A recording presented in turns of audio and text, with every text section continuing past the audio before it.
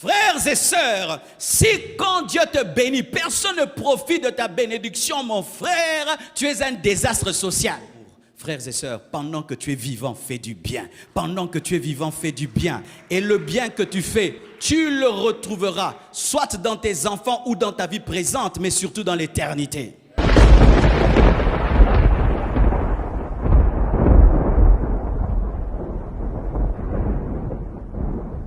Chaque fois que Dieu te bénira, fais ceci, ne mange jamais tout ce que Dieu te donne. Il faut que toujours au moins une personne profite de toi. Amen. Hein? Ne mange jamais tout ce que Dieu te donne. Il faut qu'au moins une personne profite de toi. Un inconnu, un orphelin, une veuve, un homme de Dieu, une église, quelqu'un, ton père, ta mère, ton frère, ta soeur. Mais il ne faudrait jamais que tout ce que tu as finisse dans ta vie. Tout ce que nous faisons pour nous ne nous bénit pas. C'est seulement ce que nous faisons pour les autres qui nous bénit. Au dernier jour, ta récompense ne sera pas faite de ce que tu as fait pour toi. Ta récompense sera faite de ce que tu as fait pour les autres. C'est pourquoi pendant que tu es sur la terre, fais du bien aux autres. Quand Dieu te bénit, pose-toi la question, je vais bénir qui? Je vais élever qui? Qui va participer à mon élévation? Qui va participer à ma joie? Qui va participer à mon bonheur? Et Dieu t'élèvera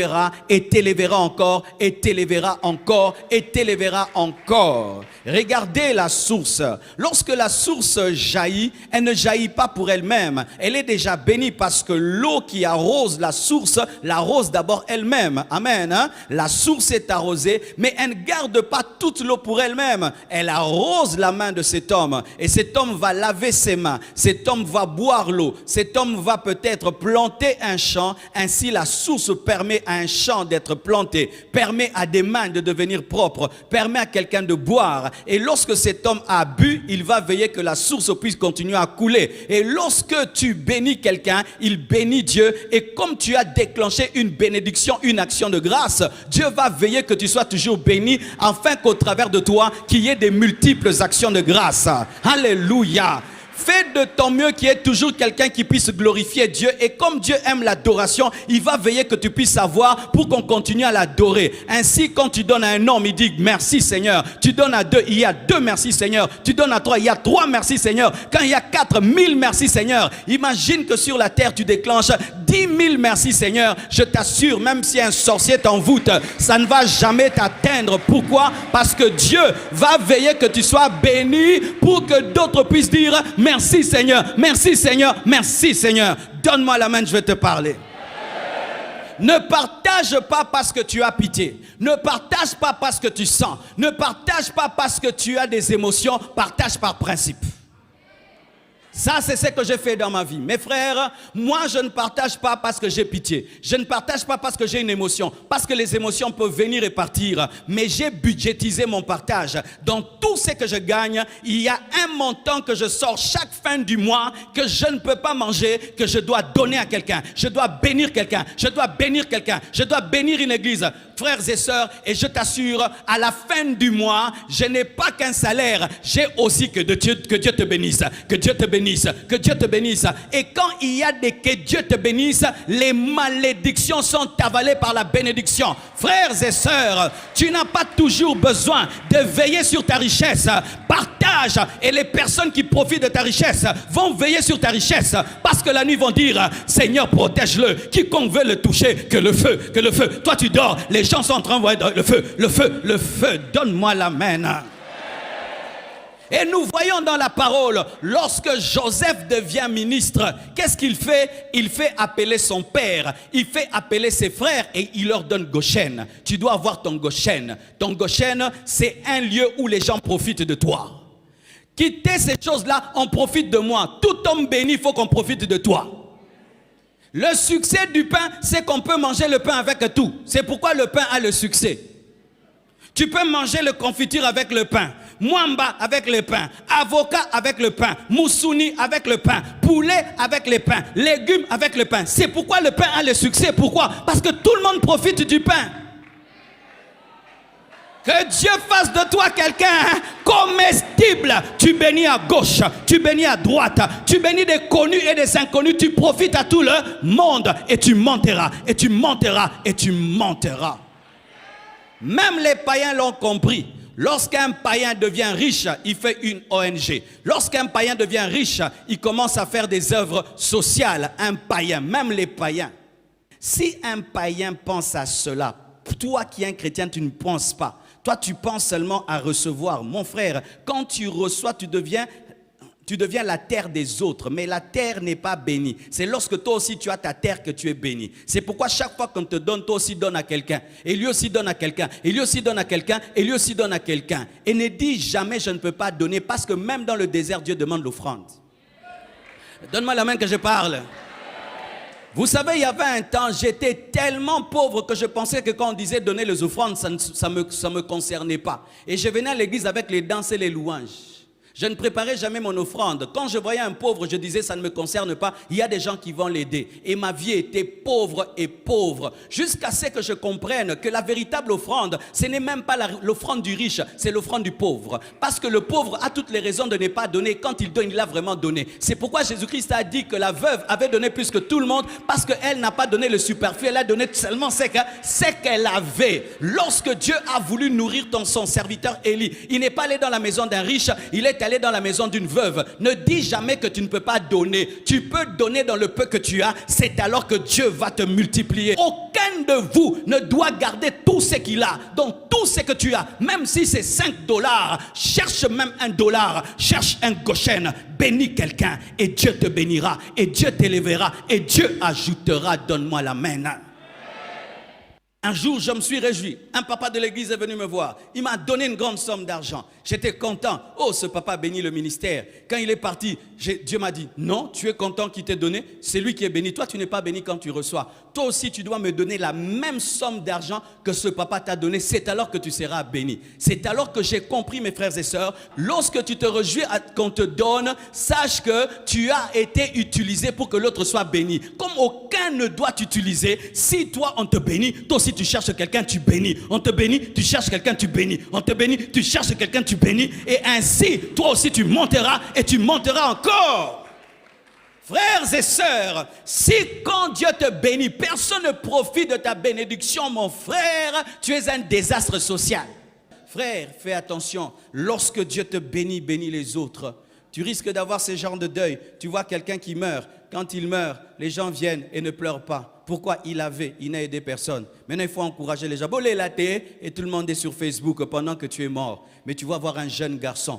Personne ne le connaissait dans la famille. Mais il a aidé tellement les orphelins, tellement les chègues sur la rue, les jours qu'il meurt. Vous voyez 2000 chègues qui viennent. Et vous dites, mais il était qui? C'était un homme d'amour. Frères et sœurs, pendant que tu es vivant, fais du bien. Pendant que tu es vivant, fais du bien. Et le bien que tu fais, tu le retrouveras, soit dans tes enfants ou dans ta vie présente, mais surtout dans l'éternité.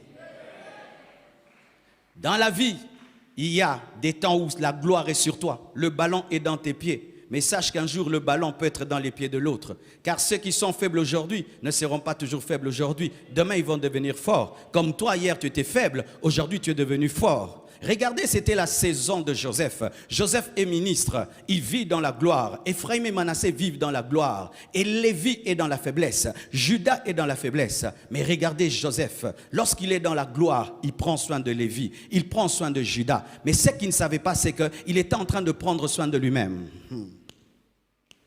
Joseph prend soin de Judas, il prend soin de Lévi, des gens qui lui ont fait du mal. C'est pourquoi je te dis encore, lorsque tu fais du bien, ne fais pas du bien seulement aux gens qui te font du bien. Fais du bien à la créature de Dieu. Même s'ils t'ont fait du mal, même s'ils sont ingrats, fais du bien parce que tu fais du bien à la créature de Dieu. Lévi et Judas ont été méchants avec Joseph. C'est à cause d'eux qu'il s'est retrouvé en Égypte, mais il a pris soin d'eux. Mais qu'est-ce qui est arrivé lorsqu'il les a pardonnés et il a pris soin d'eux? Il les a amenés dans sa gloire dans les années qui sont venus. Lévi a engendré Moïse et Moïse a divisé en deux la mer Rouge et les eaux de Joseph sont sorties de l'Égypte. Sont sorties de l'Égypte au travers de qui? Au travers d'Ephraïm? Non. Au travers de Manassé? Non. Mais au travers de Lévi. Et des années après, Judas engendre le roi David. Le roi David engendre Salomon. Salomon engendre Joseph. Joseph adopte Jésus-Christ qui est né de Lévi. Lévi qui? Marie. Ainsi, Joseph était en train de préparer son propre salut parce qu'en prenant soin de Judas, il prenait soin des rois, et en prenant soin de Lévi, il prenait soin des sacrificateurs. Et Jésus devait être roi et sacrificateur. Il devait naître de Marie qui est Lévi, il devait naître de Judas qui est Joseph. Donne-moi la main. Lorsque tu fais du bien, tu n'es pas bête, tu es très intelligent, tu es un stratège, tu es en train de préparer ton futur, tu es en train de préparer ton futur, et ton plus grand futur, c'est dans l'éternité. Dans l'éternité, tu seras étonné. Dieu te rendra même un 500 francs que tu as donné à un aveugle sur la route. Dieu te rendra même le 1000 francs que tu as donné à un paralytique sur la route. Dieu te rendra même un 2000 francs que tu es allé donner dans un orphelinat. Dieu te le rendra dans l'éternité. Ne mangez jamais tout, ne mangez jamais tout. Même dans le jardin d'Éden, il y a l'arbre de la connaissance du bien et du mal. C'est qu'on ne mange pas, on ne mange jamais tout. Un homme ne mange jamais tout. Tout ne doit jamais finir dans ta vie. Il faut que tu bénisses quelqu'un et tu dois bénir Jacob. La Bible nous dit que Joseph a pris soin de Jacob. Il a amené Jacob à voir Pharaon. Si vous ne savez pas, Jacob a rencontré Pharaon et Jacob même a prié pour Pharaon. Il a béni Pharaon. Il a manifesté la dimension spirituelle qu'il avait. Il a connecté son père aux relations qu'il avait. Alléluia. Lorsque Dieu te bénit, prends soin de ton père physique. Prends soin de ta mère physique. Partage avec ton père, partage avec ta mère. Dieu a commencé à me bénir quand j'ai commencé à bénir mon père. Dieu a commencé à me bénir quand j'ai commencé à bénir mon père. C'est quand j'ai vu Dieu commencer à me bénir. Et à la fin de cette année, allez voir vos parents, donnez-leur du riz, donnez-leur à manger, allez les bénir. Même si tes parents sont riches, ajoute encore, alléluia. Et si tu n'as pas papa et maman, donne à ton oncle. Tous les oncles ne sont pas des sorciers. Moi-même, je suis un oncle, alléluia. Allez bénir même vos oncles. Va bénir ton grand frère qui a pris soin de toi. Va bénir ta sœur qui a pris soin de toi. Afin qu'on te bénisse, il faut que tu entendes des gens dire que Dieu te bénisse, que Dieu te bénisse, que Dieu te bénisse. Que Dieu te bénisse protège. Je dis que Dieu te bénisse protège. Et c'est un bonheur de le faire. Le jour qu'on a pris les orphelins de Goma, et on les a amenés chez moi à la maison. Ils sont venus, ils ont mangé. Le pasteur qui est vraiment le pasteur Safari qui prend soin des orphelins depuis très très longtemps est venu, il m'a dit, pasteur, ton ministère, Dieu le bénissait, mais tu vas voir maintenant, ton ministère va encore aller plus vite. J'ai dit comment? Ces enfants-ci seront une grande source de bénédiction pour toi. Chaque fois que ces enfants vont rendre grâce à Dieu pour la nourriture qu'ils mangent, le Seigneur te bénira. Et je vous assure, c'est vrai. Dernièrement, je suis allé à l'orphelinat pour visiter ces enfants. Il y avait du bon chocolat à la maison. J'ai dit, je vais prendre ces chocolats, je vais donner à ces enfants. Parce qu'il y a des choses aussi bizarres dans les orphelinats aujourd'hui. C'est qu'on prend soin des enfants comme si ce sont des animaux. Ils méritent les mêmes choses que nous donnons à nos enfants. Alors j'ai pris le même chocolat que je donne à mes enfants. Je suis allé à l'orphelinat. Je suis allé causer avec ces enfants et je suis allé leur donner. Et j'ai eu une expérience qui m'a vraiment béni. Tu arrives là, tu vois de tout petits enfants. Quand tu sors le chocolat, tu vois même 15 mains qui sortent. Nami Nipati, parce qu'ils parlent swahili. Donne-moi, donne-moi, donne-moi, donne-moi. Tu vois de toutes petites mains. Tu sens une joie. Et quand tu leur donnes, ils prennent et ils ne savent pas ouvrir. Et puis ils reviennent encore vers toi. Nifunguli, c'est-à-dire ouvre pour moi. Et puis tu ouvres. Et ils mangent. Ils en ont sur le visage. Tu sens de la bénédiction. Frère, il y a la joie quand tu donnes. Il y a la joie quand tu donnes. Que Dieu te donne un esprit de libéralité. Que Dieu te donne un esprit de libéralité. Tout ne doit pas finir dans ta vie. Je répète, tout ne doit pas finir dans ta vie. Tu sais pourquoi tu sèches? Parce que tu es une mer morte au lieu d'être une source. L'eau qui ne se jette pas dans une autre eau devient une mer morte. Et lorsque une mer est morte, qu'est-ce qui se passe? Il y a des bactéries, il y a des crapauds, il y a des serpents qui viennent dedans. C'est pourquoi dans ta vie, il y a la pauvreté, le blocage, parce que personne ne profite de toi. Et voici, mes frères et sœurs, comme je le disais, tu ne dois pas donner par émotion, tu ne dois pas donner par pitié, tu dois donner par principe. S'il y a des entreprises, des païens qui à la fin du mois disent, chaque fin du mois, voici ce que nous donnons pour ceci et pour cela, toi aussi fais de même. Tu dis donc tout ce que je gagne, voici la somme que je donnerai toujours aux autres. Et tu mets là, qu'il vente, qu'il pleuve, qu'il neige, tu donnes. Si tu es constant, la bénédiction sera constante. Mais si tu es émotive, la bénédiction sera inconstante. Si tu es constant dans ta manière de partager, la bénédiction sera aussi constante. Et tu monteras, et tu monteras, et tu monteras, et tu monteras. Jésus. Jésus reçoit le nom qui est élevé au-dessus de tout autre nom. Mais il nous donne ce nom pour qu'on chasse avec les démons. Il a partagé. Qui est mort à la croix? Jésus. Qui a tout accompli? Jésus. Mais Jésus vient, il nous donne, à mon nom, chasser les démons. Maintenant, toi, tu n'es même pas mort à la croix. Démon, sors! Alléluia! Le feu, démon! Toi, tu es mort à la croix. Jésus t'a partagé le pouvoir. Il a dit, tout pouvoir m'a été donné au ciel et sur la terre. Allez!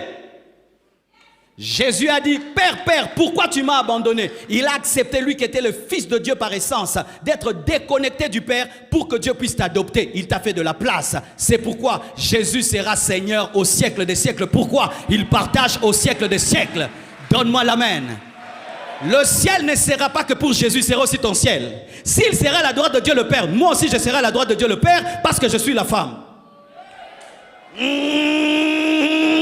Quand Jésus dit papa, moi aussi je dis papa. Il dit dites notre Père.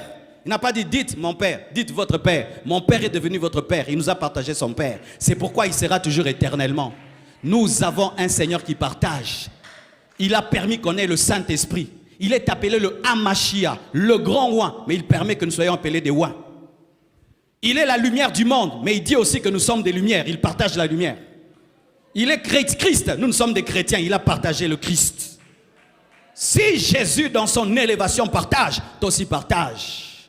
Et tu dois engendrer des gens qui sont élevés dans ton domaine. Si tu es un grand avocat, tu dois engendrer des avocats. Tu ne peux pas être un grand avocat et tu n'engendres pas des avocats. Tu peux pas être un grand médecin et tu n'engendres pas des grands médecins. Tu ne peux pas être un grand prédicateur et tu n'engendres pas des grands prédicateurs. Tu ne peux pas être un pasteur, tu n'engendres pas des pasteurs. Tu ne peux pas être un commerçant, tu n'engendres pas des commerçants. Tu dois engendrer les gens selon ton ADN et selon ta nature. Alléluia!